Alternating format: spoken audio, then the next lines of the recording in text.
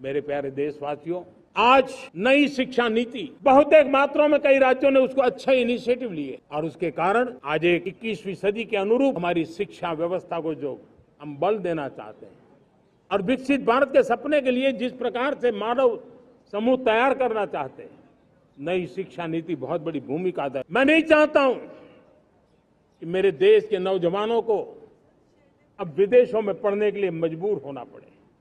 मध्यम वर्गीय परिवार के लाखों करोड़ों रुपया बच्चों को विदेश पढ़ने के लिए भेजने में खर्च हो जाए।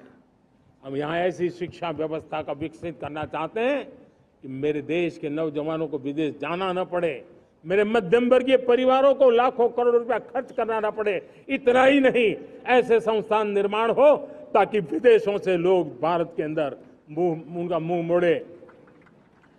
अभी अभी हमने बिहार का हमारा गौरवप्रद इतिहास रहा है, नालंदा यूनिवर्सिटी का पुनर्निर्माण किया है।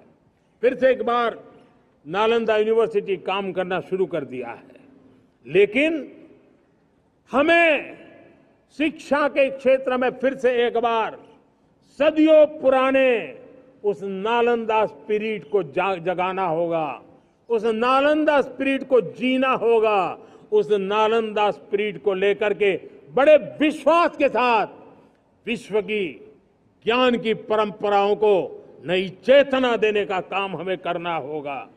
मुझे पक्का विश्वास है कि नई शिक्षा नीति ने मातृभाषा पर बल दिया है। मैं राज्य सरकारों से कहूंगा, मैं देश की सभी संस्थानों से कहूंगा कि भाषा के कारण हमारे देश की टैलेंट को रुकावट नहीं आनी चाहिए, भाषा अवरुद्ध नहीं होनी चाहिए। मातृभाषा का सामर्थ्य हमारे देश के छोटे छोटे गरीब से गरीब मां के बेटे को भी सपने पूरा करने का ताकत देता है। और इसलिए हमने हमारी मातृभाषा में पढ़ाई, जीवन में मातृभाषा का स्थान, परिवार में मातृभाषा का स्थान, उसकी ओर हमें बल देना होगा।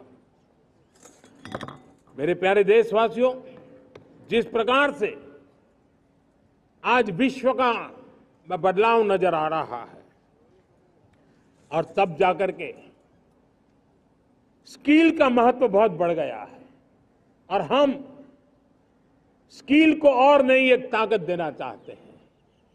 हम इंडस्ट्री 4.0 को ध्यान में रख करके हम स्किल डेवलपमेंट चाहते हैं।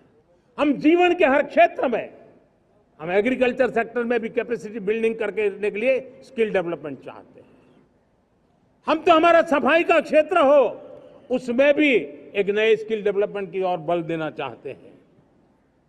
और हम स्किल इंडिया प्रोग्राम को बहुत व्यापक रूप से इस बार लेकर के आए हैं। बजट में भी इसका बहुत बड़ा, इस बजट में इंटर्नशिप को भी हमने बल दिया है ताकि हमारे नौजवानों को एक एक्सपीरियंस मिले, उनकी कैपेसिटी बिल्डिंग हो और बाजार में उनका ताकत दिखाई दे। उस प्रकार से मैं स्किल युवाओं को तैयार करना चाहता हूं। और इसलिए कई बार, और दोस्तों, आज विश्व की परिस्थिति को देखते हुए मैं साफ साफ देख रहा हूं कि भारत का स्किल्ड मैन पावर जो है, हमारा स्किलफुल जो नौजवान है, वो ग्लोबल जॉब मार्केट में अपनी दमक बनाए।